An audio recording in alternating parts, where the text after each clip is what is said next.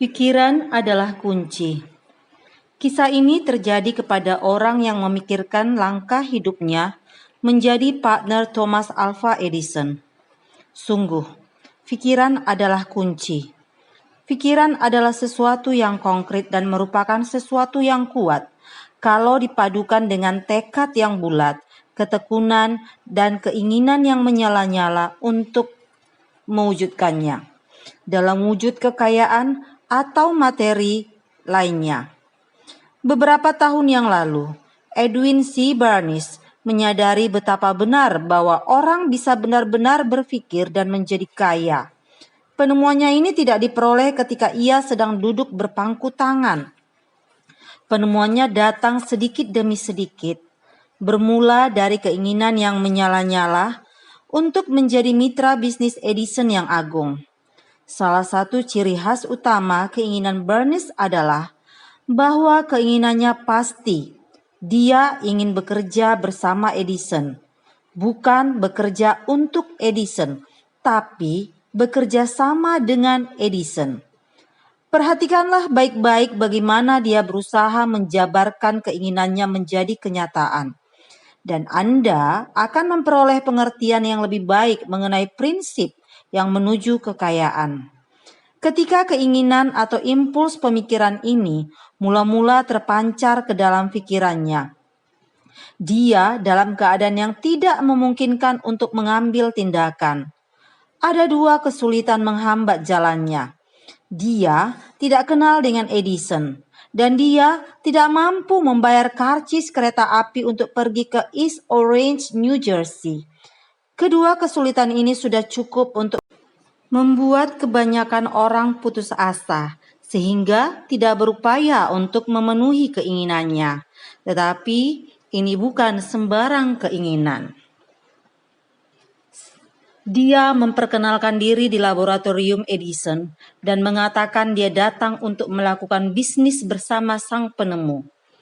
Pada saat menceritakan pertemuan pertama antara Bernays dan Edison, bertahun-tahun kemudian Edison berkata, "Dia berdiri di hadapan saya. Kelihatan seperti seorang gelandangan, tapi ada sesuatu dalam pancaran wajahnya yang memberikan kesan bahwa dia bertekad mendapatkan apa yang dikejarnya.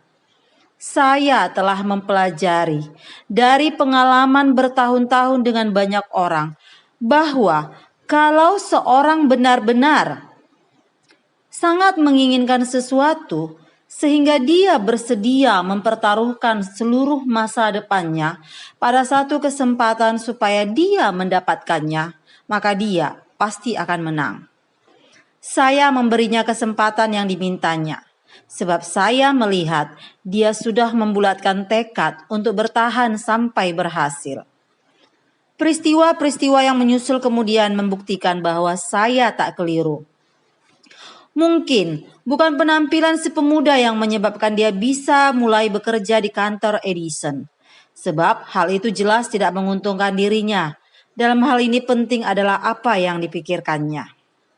Bernays tidak langsung menjadi mitra bisnis Edison setelah wawancara pertama. Akan tetapi, mendapat peluang untuk bekerja di kantor Edison dengan upah nominal. Berbulan-bulan telah berlalu.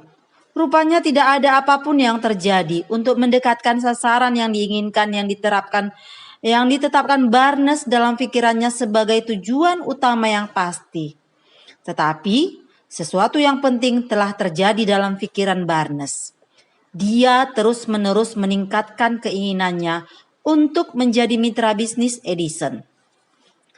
Para ahli psikologi dengan tepat mengatakan bahwa kalau seseorang benar-benar siap untuk sesuatu, maka benda itu akan muncul sendiri.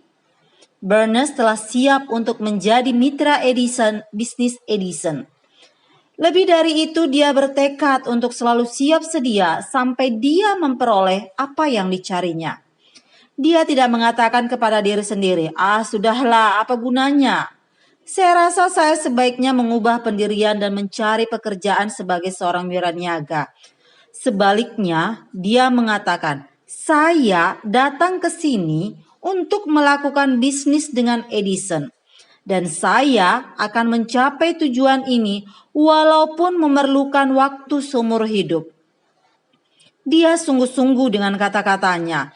Sungguh akan berbeda kisah yang akan diceritakan orang kalau saja mereka memegang teguh tujuan yang pasti. Dan tentu saja harus terus mempertahankannya sampai tujuan itu menjadi obsesi yang mengalahkan segala-galanya. Mungkin pemuda Barnes tidak mengetahui hal ini pada waktu itu. Tapi kemauannya yang sangat keras, keteguhannya dalam memegang satu keinginan, ditakdirkan bisa menggilas semua rintangan dan mendatangkan kepadanya kesempatan yang dicari-carinya. Setelah akhirnya datang, kesempatan itu tampil dalam bentuk yang berbeda dan dari arah yang berbeda daripada yang diduga oleh Barnes. Ini merupakan salah satu trik dari kesempatan. Kesempatan mempunyai kebiasaan yang licik menyelinap lewat pintu belakang dan kerap kali datang menyamar dalam bentuk kemalangan atau kekalahan sementara. Barangkali itulah sebabnya begitu banyak orang yang gagal mengenalinya. Edison baru saja menyempurnakan sebuah alat kantor baru yang pada masa itu dikenal dengan nama mesin dikte Edison.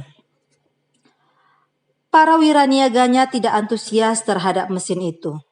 Mereka tidak percaya bahwa mesin itu bisa dijual dengan mudah. Barnes tahu dia bisa menjual mesin dikte Edison. Dia menyatakan ini kepada Edison, dan seketika itu juga ia mendapatkan kesempatan. Dia berhasil menjual mesin itu. Bahkan dia bisa menjualnya dengan begitu berhasil, sampai-sampai Edison memberinya kontrak untuk mendistribusikan dan memasarkannya ke seluruh Amerika. Dari persekutuan bisnis ini, Barnes membuat dirinya kaya. Tetapi dia melakukan sesuatu yang jauh lebih besar. Dia membuktikan bahwa orang benar-benar bisa berpikir dan menjadi kaya. Berapa banyak uang yang pada mulanya diinginkan oleh Barnes, saya sama sekali tidak tahu. Mungkin dia memikirkan uang 2 atau 3 juta dolar. Tapi jumlah itu, berapapun banyaknya, menjadi tidak penting kalau dibandingkan dengan aset lebih besar yang diperolehnya dalam bentuk pengetahuan. Yang pasti bahwa impuls pemikiran yang abstrak bisa diubah menjadi imbalan materi dengan menerapkan prinsip-prinsip yang diketahui. Barnes secara harfiah memikirkan dirinya menjadi mitra bisnis Edison yang agung. Dia memikirkan dirinya memperoleh kekayaan. Dia tidak memiliki apapun untuk memulainya, kecuali kemampuan untuk mengetahui apa yang diinginkannya dan tekad untuk mempertahankan keinginan tersebut sampai dia bisa menjadikannya kenyataan. Kisah ini hampir sama dengan kisah 3 langkah dari tambang emas. Salah satu penyebab kegagalan yang paling lazim adalah kebiasaan menyerah kalau orang menghadapi kekalahan sementara. Setiap orang pernah mengalami kesalahan ini. Seorang paman, R.U. Derby, terjangkit demam emas pada masa pertambangan emas besar-besaran dan pergi ke barat untuk menggali emas dan menjadi kaya. Dia tidak pernah mendengar bahwa lebih banyak emas telah ditambang dari pemikiran manusia dibandingkan dengan yang diambil dari tanah. Dia memilih tanah galian dan mulai bekerja dengan sekop dan tembilang. Setelah berminggu-minggu kerja keras, dia mendapat imbalan dengan ditemukannya biji yang berkilau-kilauan. Dia memerlukan mesin untuk mengeluarkan biji ke permukaan tanah.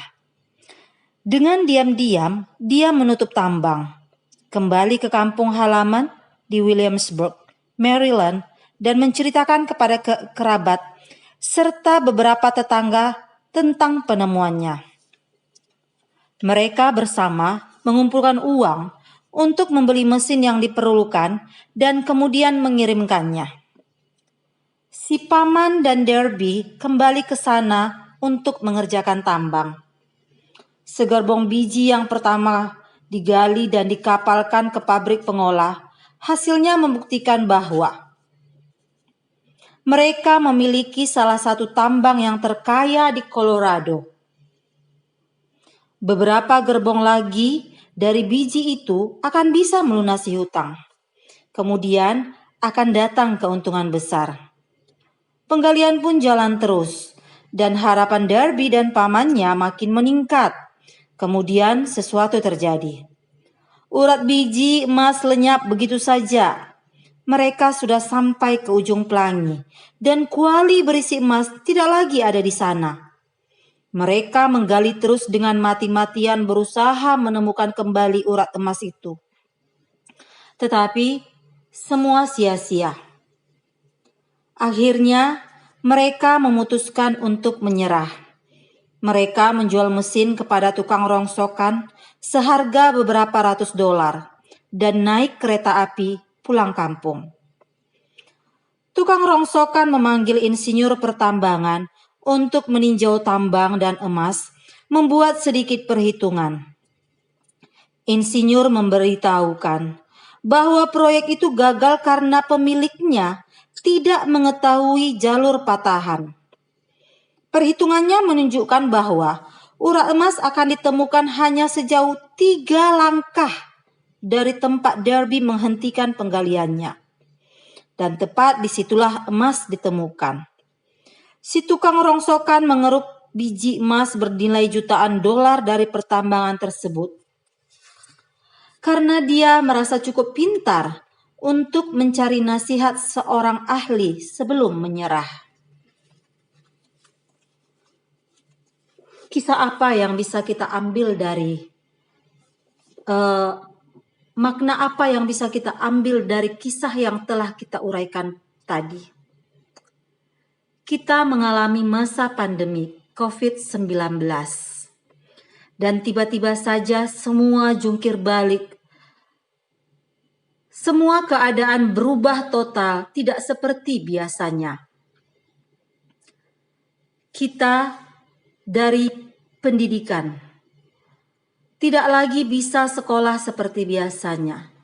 Anak-anak tidak bisa bertemu gurunya, gurunya tidak bisa bertemu teman-temannya, dan kita semuanya menganut makna stay at home, social distancing, dan sebagainya.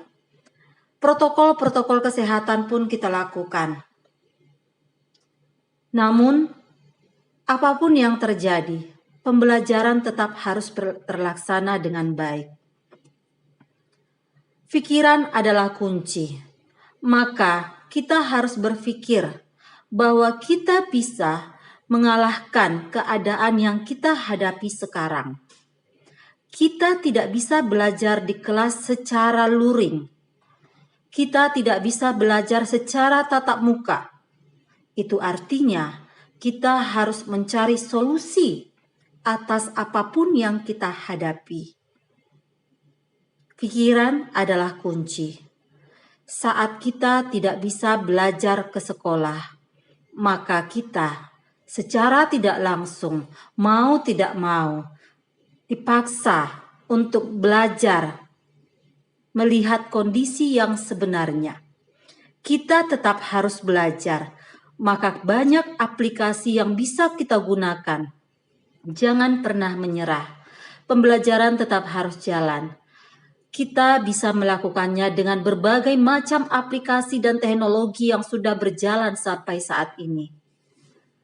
Jika kita mau, jika kita pikirkan, kita bisa.